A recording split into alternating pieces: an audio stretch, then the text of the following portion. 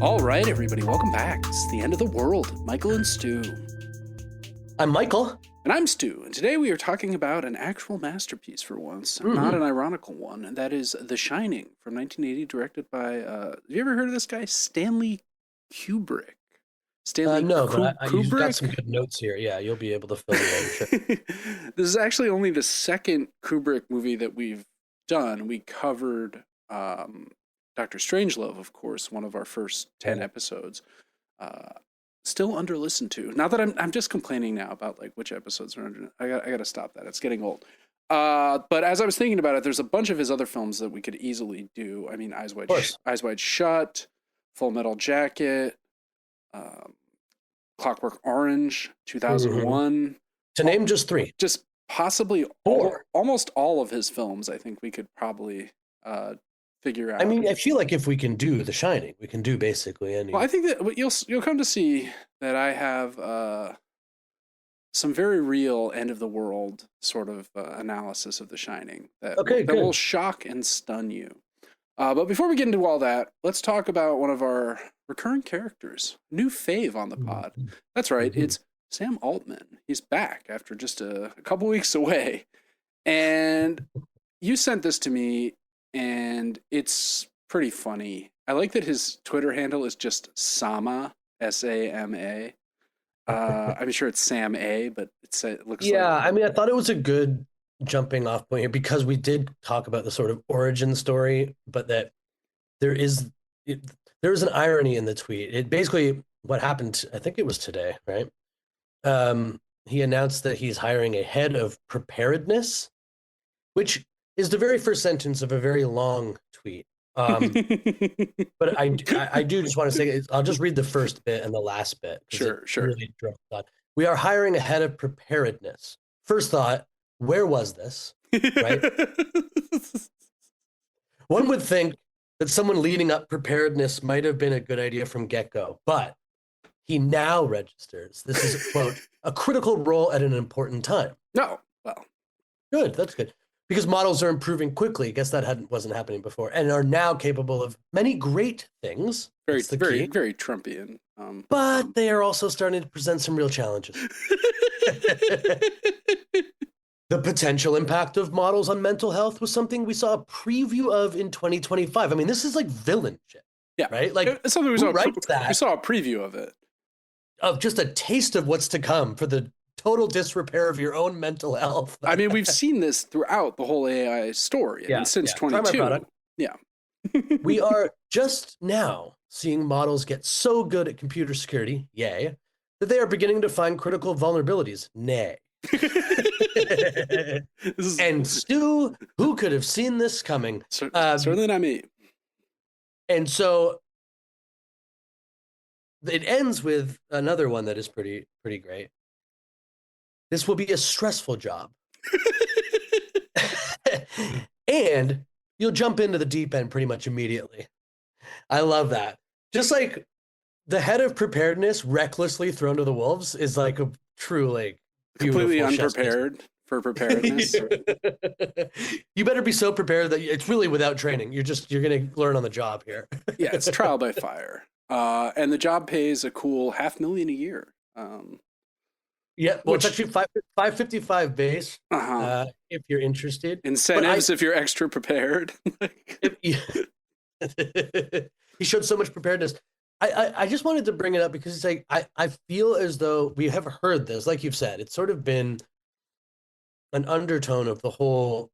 I mean, from New York Times people like having mental breakdowns because they think AI is sentient. That was happening in like early 23.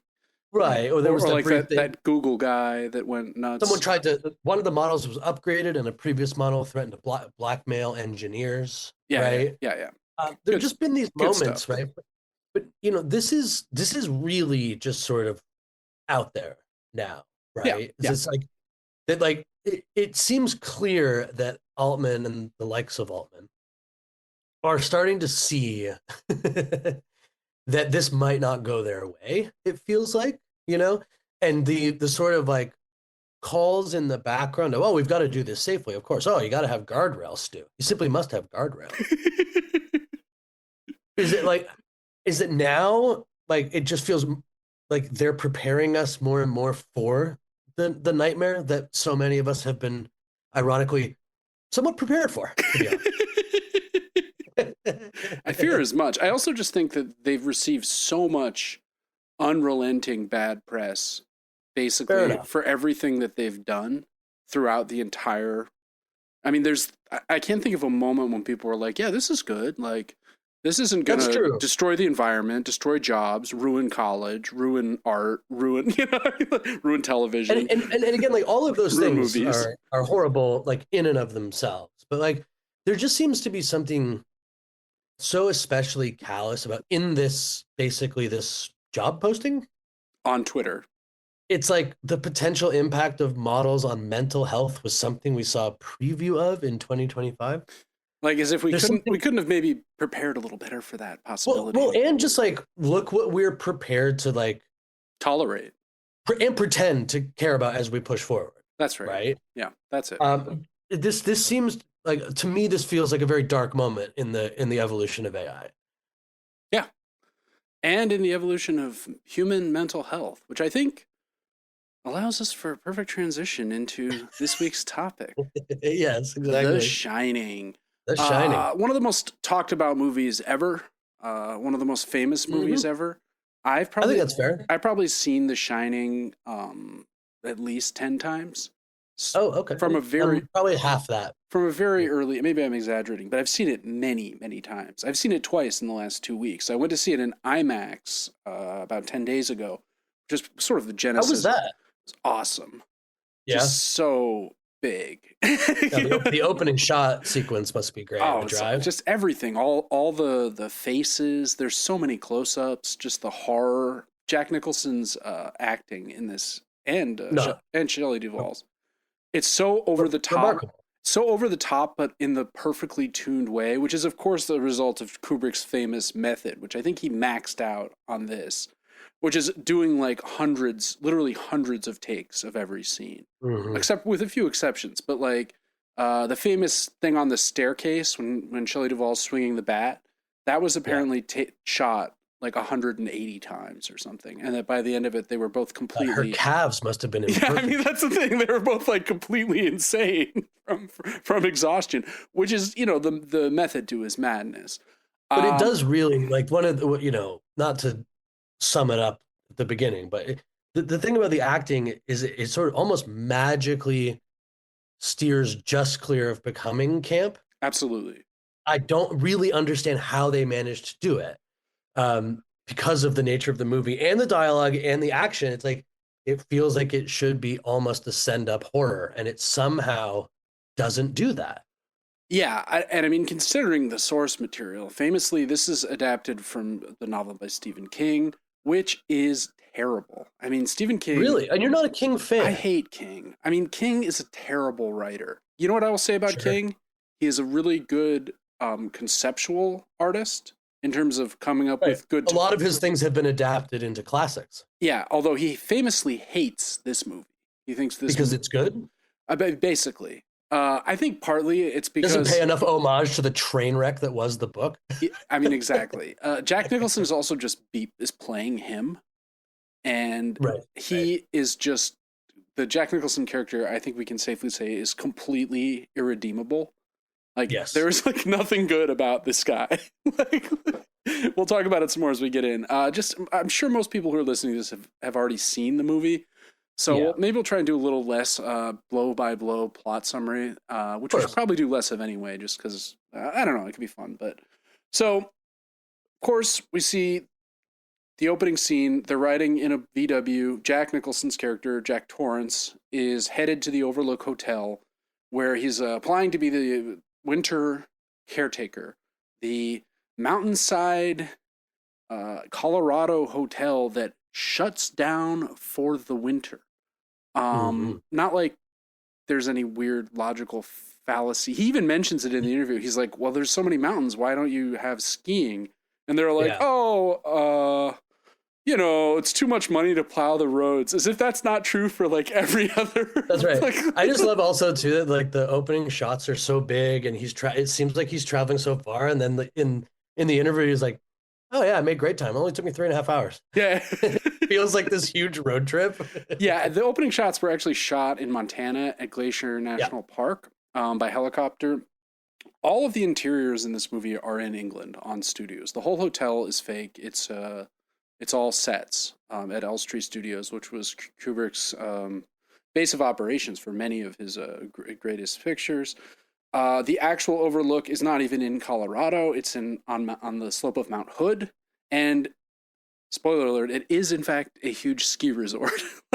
In fact, in one of the scenes, there's even a skiing poster for Monarch Mountain, which is in Colorado. And again, you're kind of like, well, what's that doing? What's that doing here? This isn't a ski. Anyway, right. I just love this concept. What we come to learn is that the reason it's not a ski resort is it's actually a getaway for the jet set. It was built in the early 20th century, really in a remote location as a kind of safe place where the rich and famous could congregate without being bothered by the hoi polloi, essentially.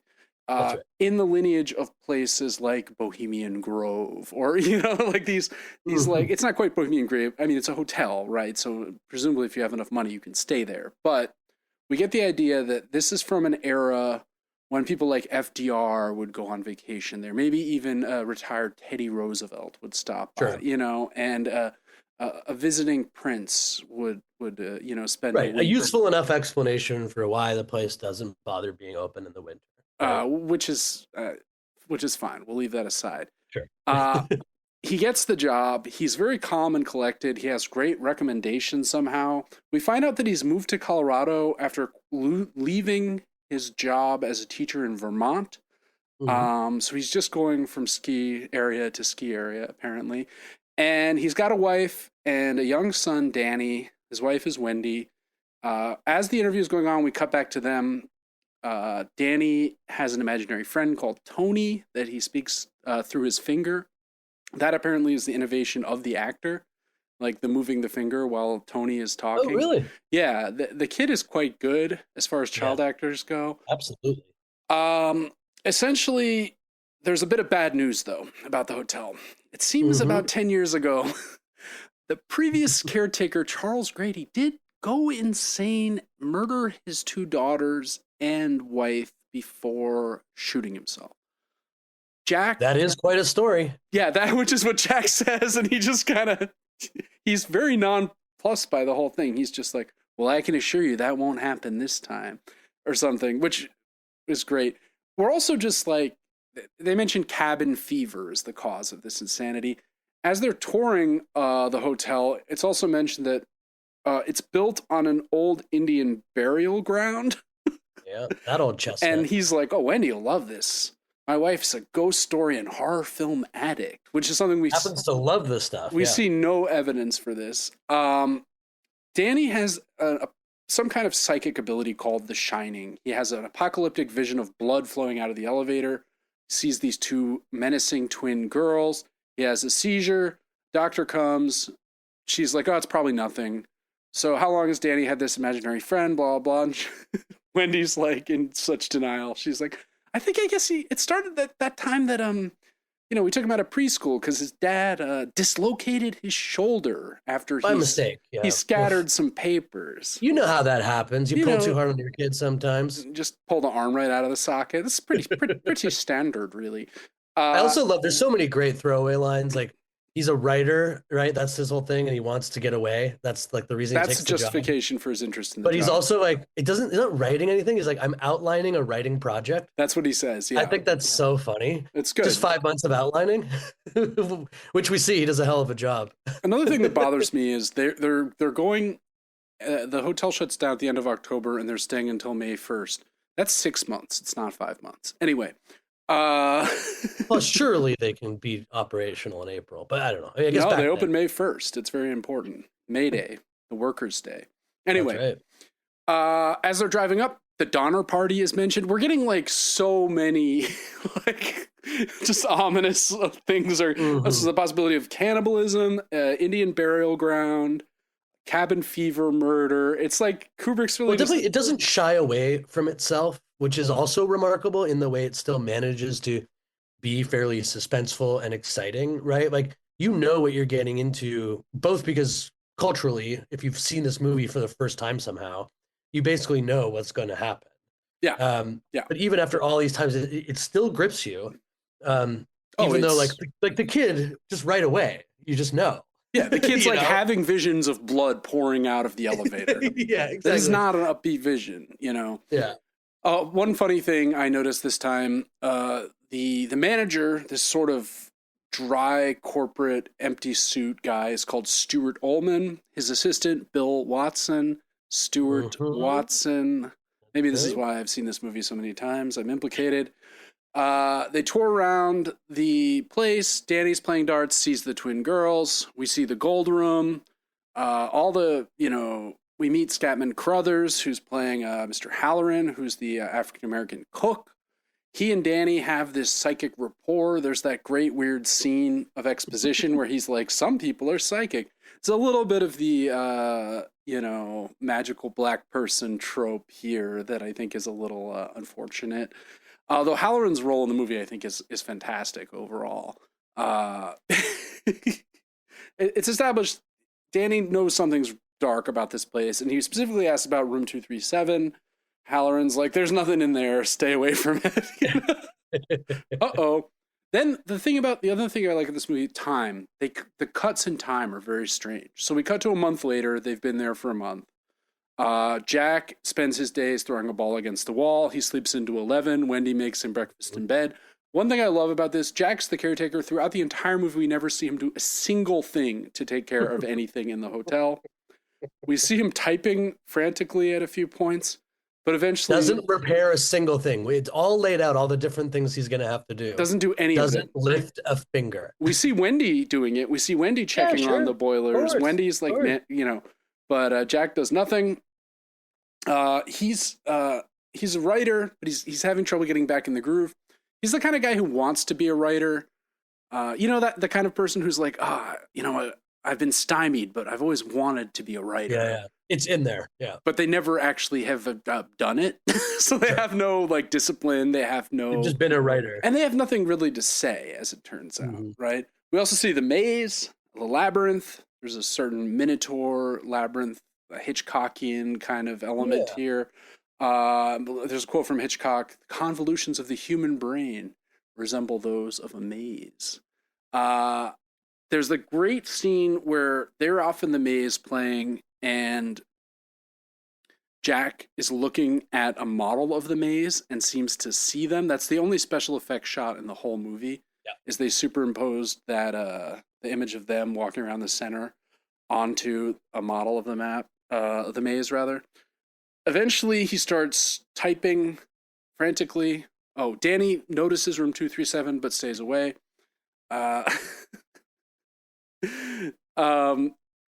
This is a month in, and Jack is already completely insane, right? I mean, it's like right. And it seems like getting further into his writing is basically the main driver of the insanity. Yeah, he says you're not allowed to come in here when I'm writing. Whenever you hear the clickety clack, whatever the fuck you hear me doing when I'm in here, that means don't come in.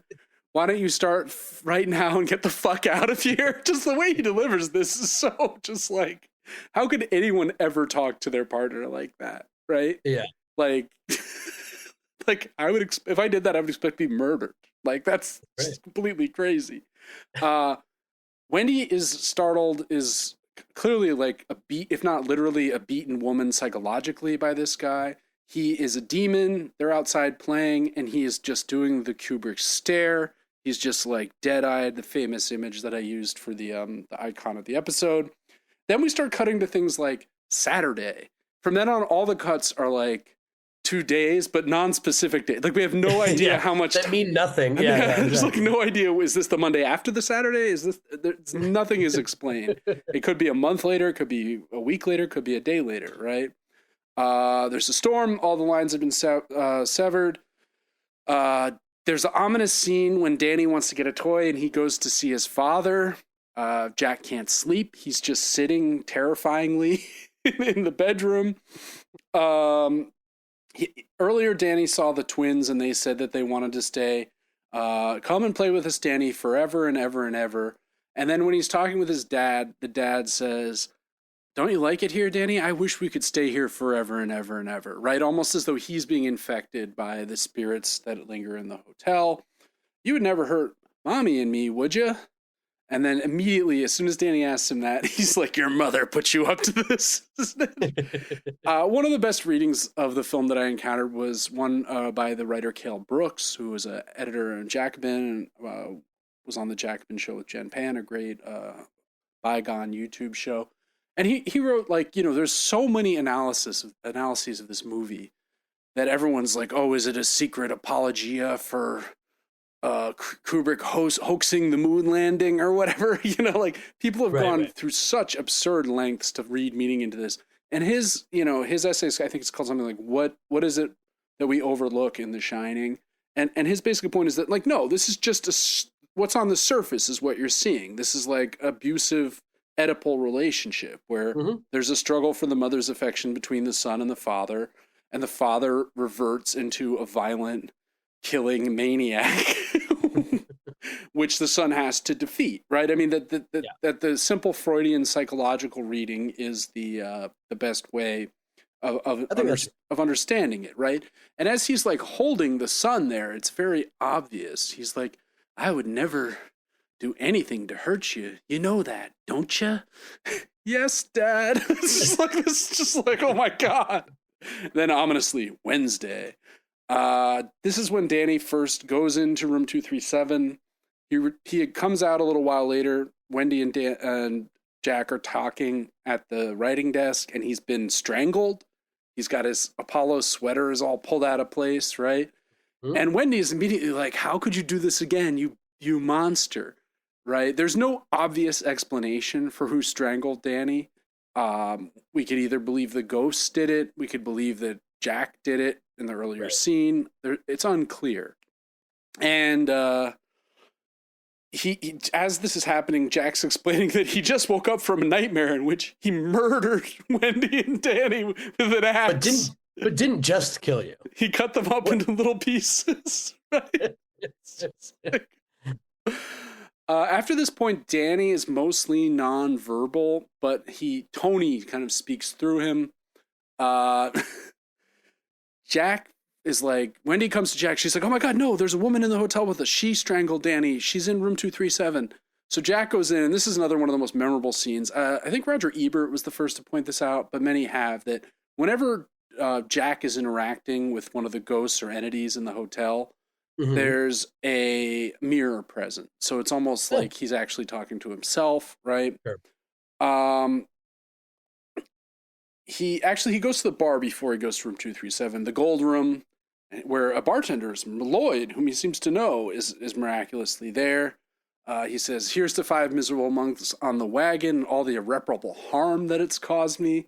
So there's also a time ambiguity. White man's burden. He says the thing about white man's burden, which a lot of people interpret calls back to the genocide of the indigenous Americans, like that is alluded to with the graveyard scene, and the burial ground. They had to fight off the natives when they were building the hotel in 1900 or whatever. It's a little bit unclear. He also, says 5 months. I've been here. Earlier, we learned that he hurt Danny 5 months ago, but then during his sort of ranting about how Wendy will never forgive him, he says he hurt Danny 3 years ago. So there's like a lot of like temporal uncertainty in this picture. Like, we just don't know when anything really happened. I think that's okay. I think if it's purposeful, it's great. I mean, it's the delirium that you feel while you're watching it is almost like a unique experience in movie watching to me. As he says, I did hurt him once. Okay, it was an accident, completely unintentional, and that was 3 years ago, right? And he's like, calls Wendy a bitch for not letting him forget. Eventually, now Wendy comes and is like, no, there's a woman here. She did. He goes into room 237, sees a beautiful woman getting out of the green, hideous green bathroom. He's glides up to her and they immediately start making out. He's really happy. Finally, he can hook up with someone who isn't his hideous, awful wife that he hates. But then he looks in the mirror and sees that, it's actually a wretched, decaying hag. Don't you hate it when that happens? So the same as my wife. Like, I mean, that's the subtext, right? Yeah, exactly. One point that I thought worth mentioning, there's almost never sex in Kubrick's movies. There's like sexuality and there's attraction, but there's very rarely, even like Eyes Wide Shut, right? A movie that's about sex. All the sex is so cold and like a Jeffrey Epstein evil party, right? I mean, eventually Halloran starts to pick up on psychic vibes, and we have this Halloran subplot of him making his way, which is to me one of the great examples of anticlimax in film, because you have the expectation, oh man, finally, like Halloran's getting the psychic message. He's gonna go to the hotel. He's gonna save the day. He's gonna rescue them, and we'll get to how that resolves quickly. So Jack comes back and is like, there was nothing there. Danny's lying. You know, like he did it to himself. I don't know. He starts ranting about his she wants to take Danny away because he's obviously at risk. And he's like, you're forgetting about my obligations to my employers. I love that too. Like all of this stuff is happening to them. And he's like, what about my responsibilities of this job I just took that is seemingly like completely meaningless, ends in 5 months, and your wife is doing it anyway. I mean, exactly. But if you've known crazy people, this is something that happens. They fixate on legal technicalities and meaninglessness in a way that's unshakable. You're just like, none of that matters. Like, it literally doesn't matter. Like, don't. Right, and it helps them get through in a way, right? Well. Not through, but it helps them hang on sometimes. It gives them an anchor. Let's put it that way. That's right. An anchor to reality. Not usually a very helpful one, however. He starts trashing the hallway. He goes back to the gold room. Now there's flappers everywhere. It's a huge party. There's a spill on him. He goes into the bathroom and has the encounter with Delbert Grady. Not different name than the guy who was mentioned as murdering his kids. But he assumes this is the same guy, right? There's this whole vibe in the film of repetition, right? So maybe there was a Charles Grady in 1970. Maybe there was a Delbert Grady in the 30s who did the same thing, right? The idea, and this all ties in at the end with the photo of him that we see in the final shot, as though he's always been there. And in fact, that is one of the key takeaways. You know, he's like, you used to be the caretaker. And he says, no, sir, you are the caretaker. You always been the caretaker. I should know, sir, I've always been here. Which is the best line in the movie, in my opinion, because it's just like, what on earth do you mean? Throughout the conversation in the hideous red bathroom, they're also just talking across each other in this weird way. Like, they're not even looking at each other. Wendy's losing it. She wants to evacuate. She wants to get away. Danny has started his ominous red room chant. Red room, red room. Very eerie, very uncanny. Tony is here. Danny's not here, Mrs. Torrance. Danny can't wake up, Mrs. Torrance. Danny's gone away, Mrs. Torrance. It's just like Jack trashes the radio, trashes the snowcat. Halloran's on his way, though. He's going to save the day. We catch Halloran flying in. Danny's watching the Roadrunner and the Coyote. People have made much of this because what does the Roadrunner do? The Roadrunner endlessly leads the Coyote on chases that result in him, the Coyote, falling off a cliff or into a giant Acme mousetrap, or what, that like Danny is the Roadrunner, Jack is the Coyote, I think is the analogy. There's the bat scene where she sees his novel and he's all he's been writing, and this is very important for a lot of reading of the story. All work and no play makes Jack a dull boy, which he has written over and over and over again for hundreds and hundreds of pages. Apparently, Kubrick's secretary generated this text, and it took her 6 months to do. Yeah, and they had to do multiple versions of it because when they're showing shots of it, I was like, this is a pretty brilliant novel. No, this is great. This is language. This is like, if only real language poetry was this good. Absolutely. Actually, the way that the work really hits in the movie. It's incredible. The way that it's set differently, like it breaks. There's like almost like poetry. There's parts where and there's also so many typos and strike throughs, and it feels very organic to what a maniac would do were he to attempt something like this. Jack emerges and he's like, "How do you like it?"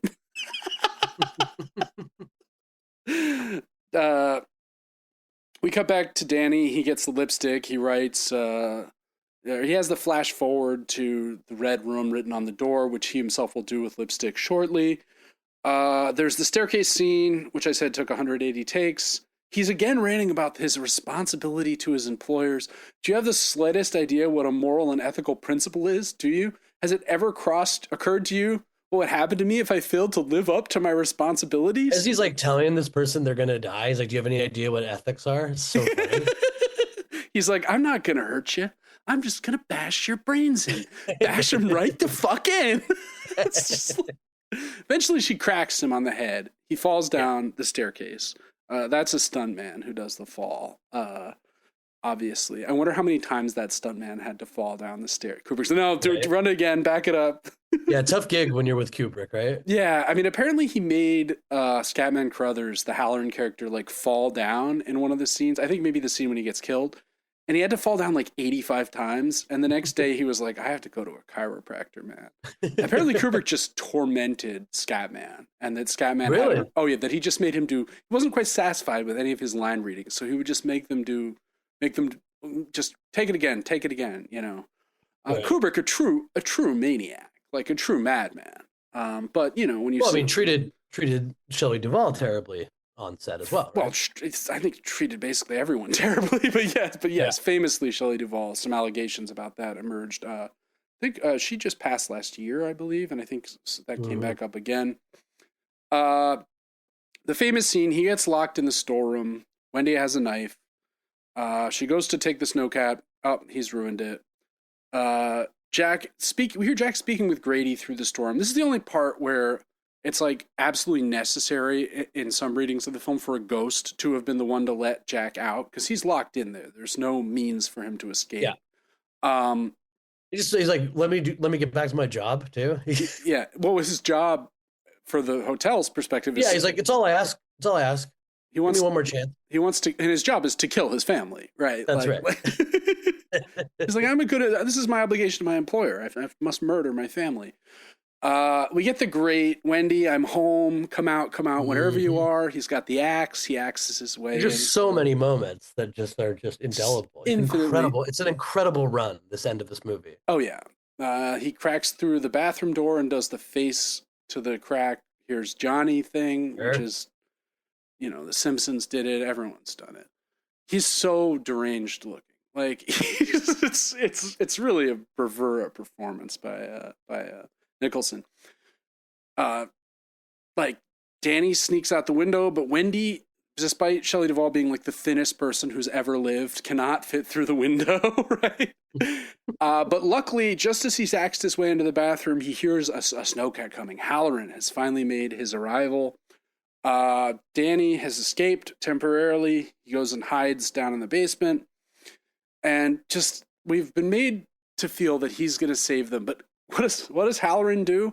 He just walks in. He's like, "Hello, anybody home?" Yeah. Like in the most oblivious. Right. So he has these capabilities, but like he's not prepared for anything that's about to happen. No, I mean it's the most. Couldn't be Altman's guy. It's an absolutely hilarious indictment of his psychic powers.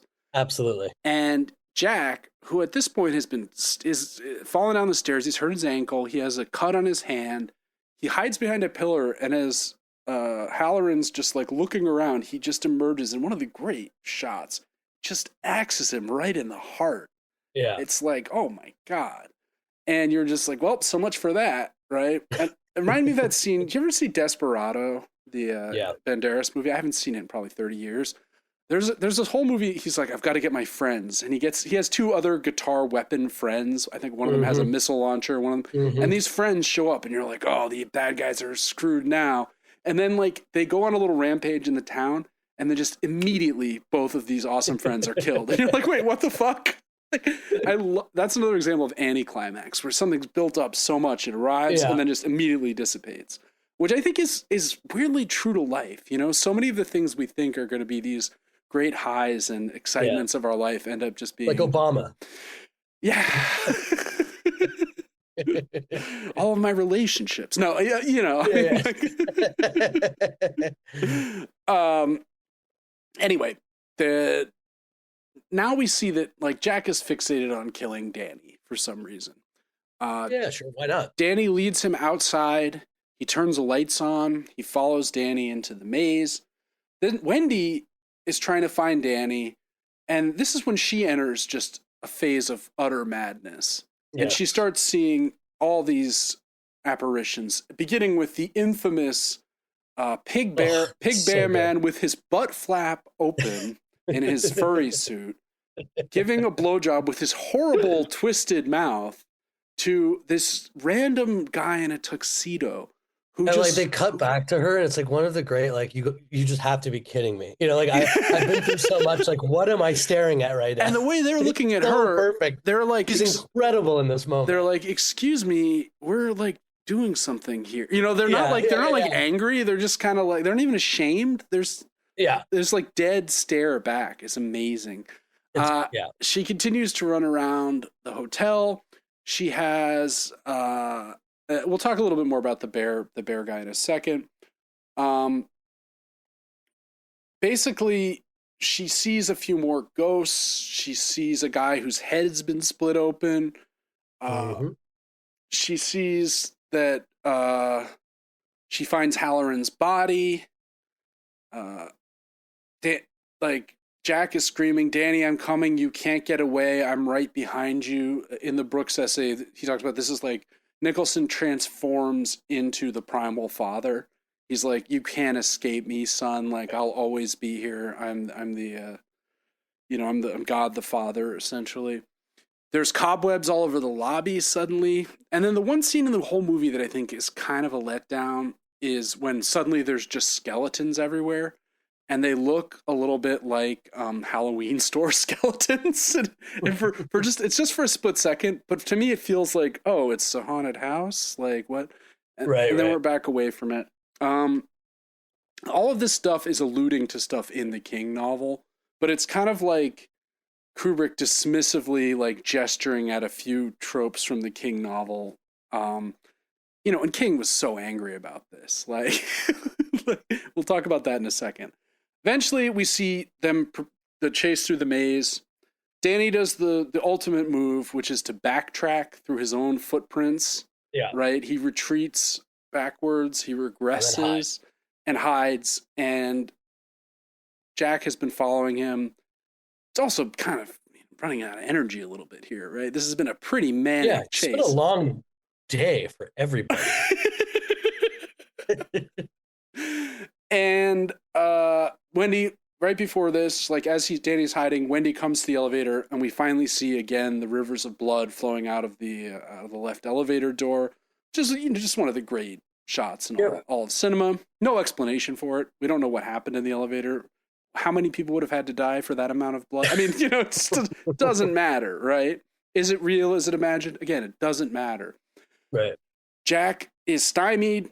Wendy goes and gets into the snowcat that Halloran has brought, which Jack has not had the chance to sabotage. Jack's lost in the maze. He hears them revving up the engine. She's reunited. Danny speaks as himself again.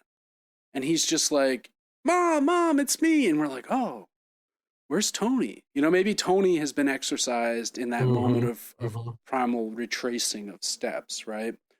And the next shot is, as they're pulling away, we cut to mannequin of Jack Nicholson frozen to death in the middle of the maze. And that's it. We don't know what happened to them. We just see he's dead. He didn't make it. And then there's the long zoom shot in very long the lobby of the hotel, very slowly coming into this picture, which we see is from 1921. And there's a bunch of flappers, and right at the forefront is Jack Nicholson. Life of the party. July 4th, 1921.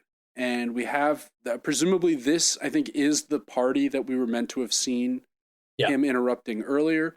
That's a real photo from the 20s that Jack was composited into. Oh, cool. It's not, it looks flawless. I mean, even in IMAX when it's just, you can't see any like interesting trace that it's, because they talked about how to do it, and like I initially was like, God, it must have been a weird day when they had all those extras in like 20s garb posing for this photo, right?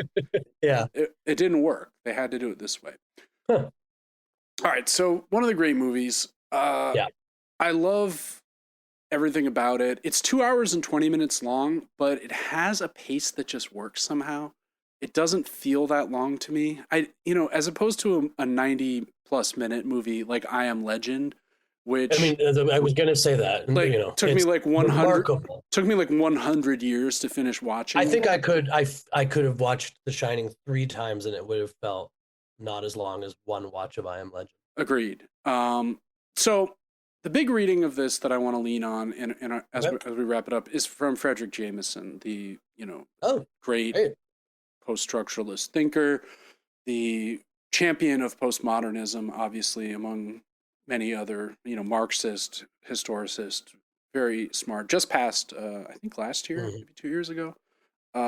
Wonderful guy. Never had the chance to meet the man or hear him speak, sadly. But his work is invaluable. He basically, his reading of the movie is that it is about the loss of group identity after the Second World War, and particularly after the 60s. And that for him, it's also a meta, it's about a lot of things for him, but it's like a meditation on genre and like the dissipation of the power of genre in Hollywood movies itself.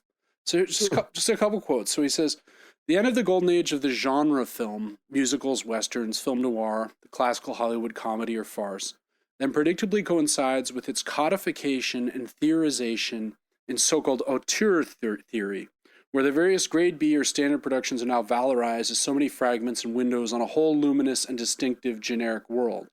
No one whose life and imagination were marked and burned by the great images of film noir or infected by the immemorial gestures of the Western can doubt the truth of this for a moment.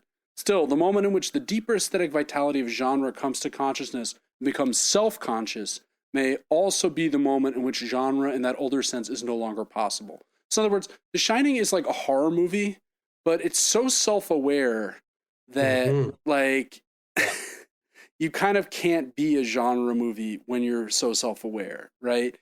And like it's the end of an epoch. It's an exercise in like meta filmmaking. Interesting. He goes on to say, "Beauty and boredom. This is the immediate sense of the monotonous and intolerable opening sequence of The Shining and of the great aerial tracking shot across quintessentially breathtaking and picture postcard unspoiled American natural landscape, as well as of the great hotel, whose old-time, turn-of-the-century splendor is undermined by the more meretricious conceptions of luxury entertained by consumer society, and in particular by the manager's modern office space and the inevitable plastic coffee he has his secretary serve," right? So it's like, this is a throwback to an America where there was grandeur and ambition and like self-aware flaunting of class stratification, where like rich people were rich and went to these rich places and lived luxuriously and had servants and had splendor.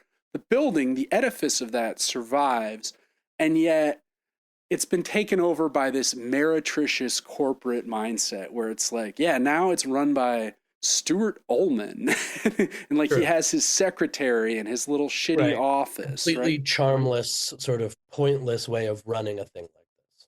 Yeah, exactly. And, it was formerly this like desired like escape point for the rich and powerful. And now it's just this, it's been reduced to like a resort where any like middle class person who can afford it can come for a vacation, which is like, it's interesting because Jameson's like a Marxist. He's not in favor of like, he's not like valorizing, but he's saying there was something like more honest about the class stratification of the 20s. I mean, that's one of the things about America is like pretending that it is classless has been incredibly destructive. Yeah, I mean, exactly. Right? And that really comes to the fore in the this isn't like the UK where there's no social mobility.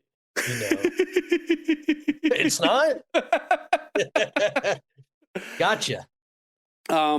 Another quote from Jameson, and there'll be a link to the Brooks and the Jameson essays in the show notes.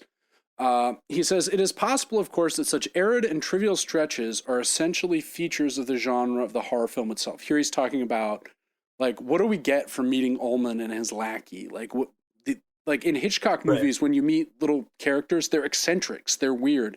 These guys are just utterly empty. There's like nothing to them. And he says, there may be an essential feature of the genre of the horror film, which, like pornography, finds itself reduced to the empty alternation of shock and of the latter's absence. I put it in this cumbersome way because the alternating moment, the mere absence of shock, is today divested even of that content and meaning which were inherent in what used to be described as boredom. Think, for example, of the earlier wave of 50s horror and science fiction films, whose peacetime or civilian context, generally the American small town in some remote Western landscape, signified a provinciality which no longer exists in the consumer society of today. So in other words, like, back in the day, there was a small town that was isolated. Now everything's been flattened. Like, and I've had this experience. Like, you've traveled even more than I have around America. Like, everywhere is so homogenous. I mean, I'll tell you a story. This is in Canada, but obviously it's very similar. Yes. In this regard. But like, I had a job for a couple of years where my brother and I would we work overnight putting up signage in various huge department stores, hanging massive, 100-foot signs from the top of on sale or whatever, that kind of thing. And what is amazing is we would go essentially all the way down the St. Lawrence, right? And wherever we would go, you would end up driving on the same highway where there would be obviously the same restaurants that you could stop at, right? And not only that, like the actual blueprint of these shopping spaces were the same, such that you would like know where the Old Navy would be, wherever you were in the country. Once you got to that commercial area, it'd be like, oh yeah, we can go over. We can get a smoothie over there. We can get the Tim Hortons will be there, and yes, this will be there. Exactly. The Walmart's there. It's like, and it's designed in the exact same fashion. And I've spent a ton of time on the road, and that's like one of the most desperately tragic things about living in this era. Precisely that everything feels exactly the same. It's the same way even in like housing in New York City. The way that all these renovations with like the fake granite kitchen island and everything is white and black, and like all the original fixings that make these things unique, it's all coming down just to sort of like, it's been denuded in like you too can live in an Airbnb.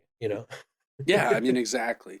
I mean, I just remember when I would go around for conferences and stuff, and you'd be in Atlanta, you'd be in Denver, you'd be even in LA. Like, there were just vast stretches, Florida, vast stretches of the country where, all right, the climate's a little different. All right, you're in Denver, there's some elevation. Oh, is that a mountain in the distance? But like, all the restaurants are the same. I mean, exactly what you're saying. And I think that's what he's getting at here, right? Yeah. He says, going on, clearly enough, this very triviality of daily life in late capitalism is itself the desperate situation against which all formal solutions, the strategies and subterfuges of high culture as well as of mass culture emerge. How to project the illusion that things still happen, that events exist, that there are still stories to tell in a situation in which the uniqueness and the irrevocability of private destinies and of individuality itself seem to have evaporated. This is the plight of Jack in the movie. He wants to be a writer, but what's the only thing he can do is write all work and no play makes Jack a dull boy, right? Like that's like the entire content of his interiority is like he's been reduced to this automaton by the realities of contemporary life, right? He talks about this going forward. He says that Jack Nicholson of The Shining is possessed neither by evil as such, nor by the devil or some analogous occult force, but rather simply by history, by the American past as it has left its sedimented traces in the corridors and dismembered suites of this monumental rabbit warren, which oddly projects its empty formal afterimage in the maze outside. Significantly, the maze is Kubrick's own addition, right? That's a good point. Like, the maze is not in the novel. That's something Kubrick added. Yet at this level, the genre does not yet transmit a coherent ideological message. as Stephen King's mediocre original testifies. Kubrick's adaptation indeed transforms this vague and global domination by all the random voices of American history into a specific and articulated historical commentary, as we shall see shortly. Jack Nicholson is not a writer, not someone who has something to say or likes doing things with words, but rather someone who would like to be a writer, who lives a fantasy about what the American writer is, along the lines of James Jones, or From Here to Eternity, or Jack Kerouac. And even that fantasy is anachronistic and nostalgic. All those unexplored interstices of the system, which allowed the lumpens of the 50s to become, in their turn, figures of the great American writer, have long since been absorbed into the sealed and achieved space of consumer society, right? So all that's left, if you want to be a writer, in essence, is to be Stephen King, right? Yeah, and I mean, we've seen this just become more and more the reality of society as the years have gone by. Well, and like right? the apotheosis of this is happening right now, which is that AI is the only writer. Right? Yeah, well, sure. Right? Yeah, I mean, that's like an absolute literalization of this. Even like the seamlessness of the necessity of merging creative and commodity, right? Yeah. And that's even like as the good things that happen in this sort of system of supposedly ending gatekeeping and whatever, and anyone can do it. And at the end of the day, whether it's stand-up comedy or poetry or art or writing, you're also your own brand ambassador now, right? You're also running your own publicity campaigns. You are publishing the work yourself, whether through with the help of Substack. Yeah. Right, exactly. And so like all of the sort of romantic notion of writing is constantly running up against the very visible element of capital and consumer society, such that like you're not separate from it, even in the act of creation anymore. And there's sort of like almost across the board, a seeming white flag to that, like that's just the cost, ironically, of doing business.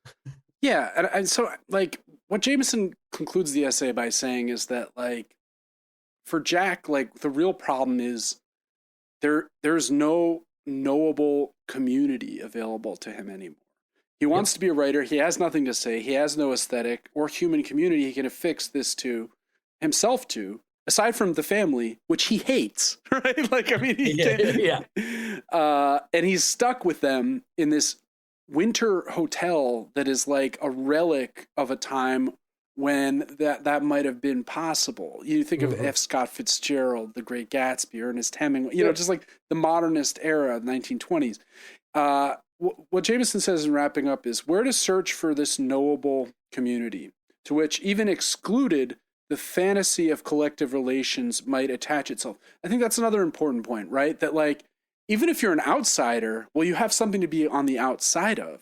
But I mean, and this is more true today, 45 years later, than it was in 1980. But like, for sure, you can't be an outsider anymore because there's no inside. Like everything is just fragments, right? Well, I mean, the other thing is like, I find it somewhat interesting in this analysis that Jack's previous life is as a teacher, right? Yeah. Which it's interesting because it's like the idea of chasing this high or this more important, meaningful life of going alone as a writer.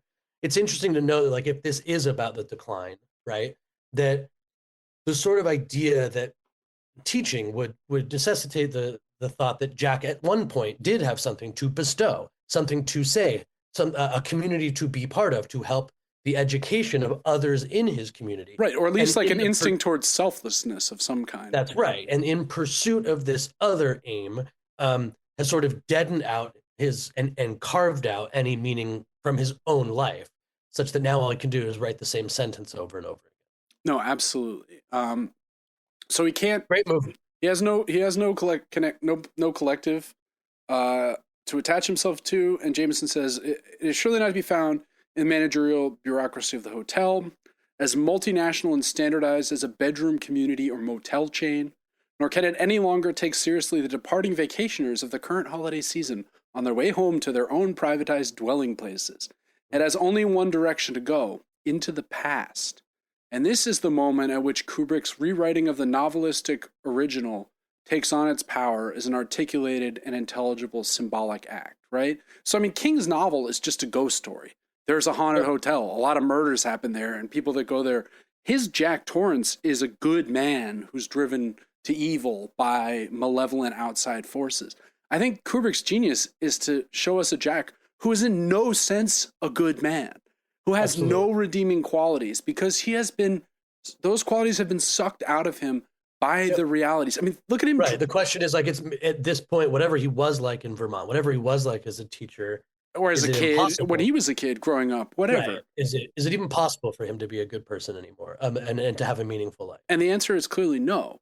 And it's so funny to me that King just hates this so much. King took it personally because he was like, no, I can see that. I could absolutely see I'm a good guy. I was an alcoholic who struggled, who had thoughts of hurting his kids, but didn't.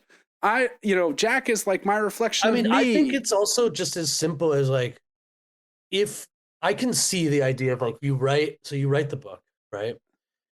Then Kubrick comes along and, like, really treats it as kind of clay, right? Like, really alters the meaning and makes it genius. It's a huge slap in the face. It's like, it's almost like taunting someone like King. Like, look what you're not capable of. You had all of this stuff here to make something important, and instead what you did was drivel. Hand it over to me, and I'll turn it into a masterpiece. Here you go. I can see if you're Stephen King, you're like, whoa, I hate this. Yeah, I mean, Jack Torrance would also hate that, right? I mean, that's right. Yeah. So I don't know. I think the end of the world aspect of the film is precisely what Jameson kind of puts down for us. That like this is about an America being denuded of possibility, of value, and of meaning, and that the reaction to that is insanity. And I mean, we can even see this in the prevalence of family annihilations, mass shootings, and acts of random, undifferentiated violence that have, occurred with such greater, and also, like, the soft violence of things like AI, the ability to completely dehumanize both an individual, but also, like, knowable communities, right? There's a power in the fact that these communities don't exist, that they're not organized. The likes of, Altman and being able to be like, it's going to be a tough run here. A lot of jobs will go away, right? Like, that wouldn't be possible. AI might just turn us all into Jack Torrance. Right. We got a little preview of that in 2025. Yeah. No, this is great. Yeah. All right. Well, both halves tied together. We haven't decided what we're talking about next week, but I'm sure it'll be something good. And it'd be good to do some good stuff for a few weeks in a row instead of just falling back into just utter garbage. Yeah. But in the meantime, if you like the show, you can, of course, follow us on the podcatcher of your choice. If you really like it, you can leave us a rating and or review on that podcatcher. You can also follow us on Instagram at the End of the World WMS. And yeah, Happy New Year to all. This is another big episode 101. 101. Great year for the pod. American century. More and more people have been checking out the pod, and we greatly appreciate it. Yeah. And we'll be back next week with something excellent. But until then, this has been The End of the World. Michael and Stu. I'm Michael. And I'm Stu. And we'll talk to you real soon.